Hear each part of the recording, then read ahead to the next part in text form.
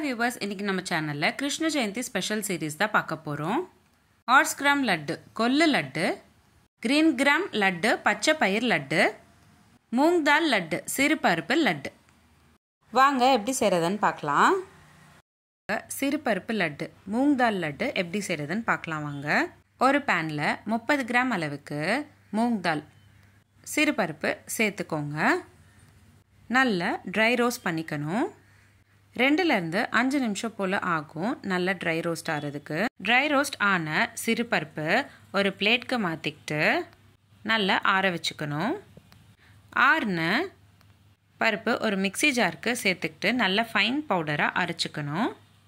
அரைச்ச மாவை மாவு சல்லடையில் சேர்த்துக்கிட்டு நல்லா சலிச்சுக்கணும். சலிச்ச மாவை நீங்கள் ஏர்டைட் கண்டெய்னரில் ஸ்டோர் பண்ணி வச்சுக்கிட்டிங்கன்னா 15 நாள் வரைக்கும் தாராளமாக உங்களால் ஸ்டோர் பண்ணிக்க முடியும்.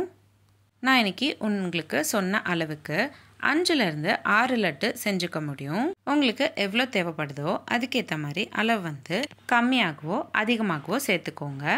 ஒரு ஹெல்தியான லட்டு அப்படின்றதுனால கண்டிப்பாக ஒரு வாட்டி ட்ரை பண்ணி பாருங்கள். அடுத்ததாக நம்ம ப்ரிப்பேர் பண்ணி வச்சுருக்கிற மூங் தால் பவுடர் 30 கிராம் அளவுக்கு ஒரு பவுலில் சேர்த்துக்கோங்க. நம்ம எவ்வளோ பவுடர் சேர்த்துக்கிறோமோ அதே அளவுக்கு இனிப்பு சேர்த்துக்கணும். நான் இன்றைக்கி ஒரு ஹெல்தியான ஆப்ஷனில் செய்கிறதுனால வெல்லம் சேர்த்துக்க போகிறேன். உங்களுக்கு தேவைப்பட்டால் நீங்கள் வெல்லம் கூட சேர்த்துக்கலாம். 30 கிராம் அளவுக்கு வெல்லம் சேர்த்துக்கிறேன். வெல்லம் சேர்த்தக்கப்புறம் நெய் சேர்த்துக்கோங்க. 10 கிராம் அளவுக்கு, அதாவது 2 ஸ்பூன் அளவுக்கு நெய் சேர்த்துக்கோங்க. இப்போது கையால் நல்லா கலந்து விட்டுக்கோங்க. நல்லா கலந்து விட்ட மாவை உருண்டை பிடிச்சிக்கிட்டிங்கன்னா மூங் தால் லட்டு ரெடி ஆகிடும். பசங்க ஸ்நாக்ஸ் பாக்ஸ்க்கும் லஞ்ச் பாக்ஸ்க்கும் ஒரு சூப்பரான ரெசிபியாக இருக்கும். கண்டிப்பாக ட்ரை பண்ணி பாருங்கள். மூங் தால் பவுடர் உங்களால் 15 நாள் வரைக்கும் ஸ்டோர் பண்ணிக்க முடியும். அதுவே நீங்கள் லட்டு ப்ரிப்பேர் பண்ணிட்டீங்கன்னா 7 நாள் வரைக்கும் தான் உங்களால் ஸ்டோர் பண்ணிக்க முடியும். மறக்காமல் ஏர்டைட் கண்டெய்னர் பாக்ஸில் ஸ்டோர் பண்ணிக்கோங்க. நான் இன்றைக்கி உங்களுக்கு சொன்ன அளவுக்கு 4லேருந்து 5 லட்டு தான் செஞ்சுக்க முடியும். உங்களுக்கு எவ்வளோ தேவைப்படுதோ அதுக்கேற்ற மாதிரி அளவு கம்மியாகவோ அதிகமாகவோ சேர்த்துக்கோங்க.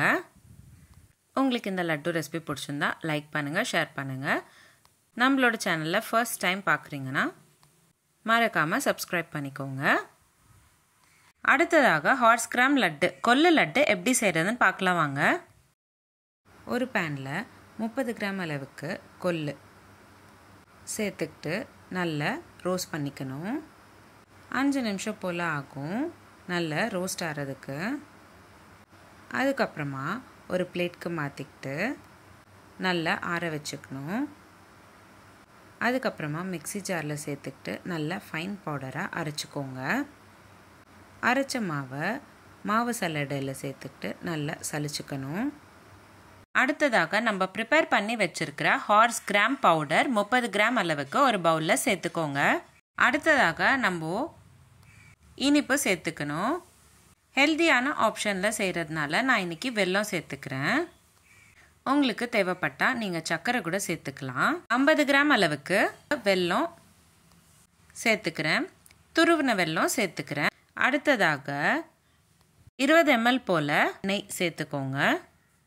அதாவது 4 ஸ்பூன் அளவுக்கு நெய் சேர்த்துக்கோங்க. அடுத்ததாக 1 ஸ்பூன் அளவுக்கு பாதாம் பவுடர், 1 ஸ்பூன் அளவுக்கு கேஷ்யூநட் பவுடர், 1 ஸ்பூன் அளவுக்கு கிரவுண்ட் நட் வேர்க்கடலை பவுடர் இதெல்லாத்தையும் சேர்த்துக்கோங்க.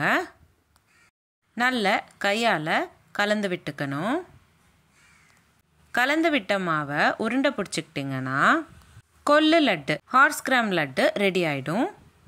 இந்த ரெசிபி கிட்ஸ் லஞ்ச் பாக்ஸ்க்கும் ஸ்நாக்ஸ் பாக்ஸ்க்கும் ஒரு சூப்பரான ரெசிபியாக இருக்கும். கண்டிப்பாக ட்ரை பண்ணி பாருங்கள்.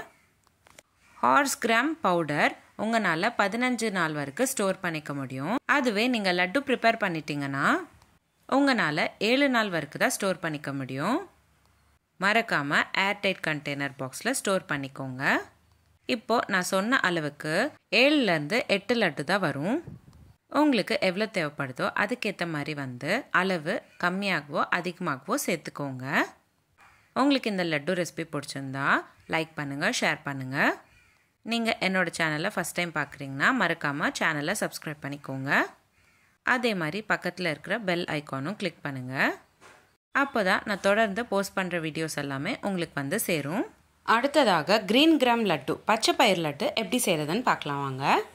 முதல்ல ஒரு பேனில் 30 கிராம் அளவுக்கு பச்சை பயிர் சேர்த்துக்கோங்க. நல்லா ட்ரை ரோஸ்ட் பண்ணிக்கணும். 5 நிமிஷம் போல் ஆகும் நல்லா ட்ரை ரோஸ்ட் ஆகிறதுக்கு. ட்ரை ரோஸ்ட் ஆனதை ஒரு பிளேட்க்கு மாற்றிக்கிட்டு நல்லா ஆற வச்சுக்கோங்க. ஆறின பச்சை பயிர் ஒரு மிக்ஸி ஜாரில் சேர்த்துக்கிட்டு நல்லா ஃபைன் பவுடராக அரைச்சிக்கணும். அரைச்ச மாவு சல்லடையில் சேர்த்து நல்லா சலிச்சுக்கணும். சலிச்ச மாவை ஒரு ஏர்டைட் கண்டெய்னரில் ஸ்டோர் பண்ணிக்கிட்டிங்கன்னா தாராளமாக 15 நாள் வரைக்கும் உங்களால் ஸ்டோர் பண்ணிக்க முடியும். இப்போது நம்ம ப்ரிப்பேர் பண்ணி வச்சுருக்கிற க்ரீன் கிராம் பவுடர், அதாவது பச்சை பயிர் பவுடர் 30 கிராம் அளவுக்கு ஒரு பவுலில் சேர்த்துக்கோங்க. அடுத்ததாக லட்டுக்கு இனிப்பு சேர்த்துக்கணும். ஒரு ஹெல்த்தியான ஆப்ஷனில் பண்ணுறதுனால நான் இன்றைக்கி வெல்லம் சேர்த்துக்கிறேன். உங்களுக்கு தேவைப்பட்டால் நீங்கள் சர்க்கரை கூட சேர்த்துக்கலாம். 30 கிராம் அளவுக்கு வெல்லம் சேர்த்துருக்கேன். அடுத்ததாக 10 ml அதாவது 2 ஸ்பூன் அளவுக்கு நெய் சேர்த்துக்கோங்க. நல்ல கையால் கலந்து விட்டுக்கணும். நல்ல கலந்து விட்ட மாவை உருண்டை பிடிச்சிக்கிட்டிங்கன்னா பச்சை பயிர் laddu green gram laddu ready ஆகிடும். கிட்ஸ் லஞ்ச் பாக்ஸ்க்கும் ஸ்நாக்ஸ் பாக்ஸ்க்கும் இந்த ரெசிபி சூப்பராக இருக்கும். கண்டிப்பாக ஒரு வாட்டி ட்ரை பண்ணி பாருங்கள். நான் இன்றைக்கி உங்களுக்கு சொன்ன அளவுக்கு 5லேருந்து 6 லட்டு தாராளமாக செஞ்சுக்க முடியும்.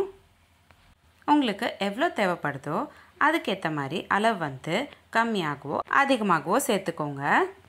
க்ரீன் கிராம் பவுடர் 15 நாள் வரைக்கும் உங்களால் ஸ்டோர் பண்ணிக்க முடியும். அதே நீங்கள் லட்டு ப்ரிப்பேர் பண்ணிட்டீங்கன்னா 7 நாள் வரைக்கும் தான் உங்களால் ஸ்டோர் பண்ணிக்க முடியும்.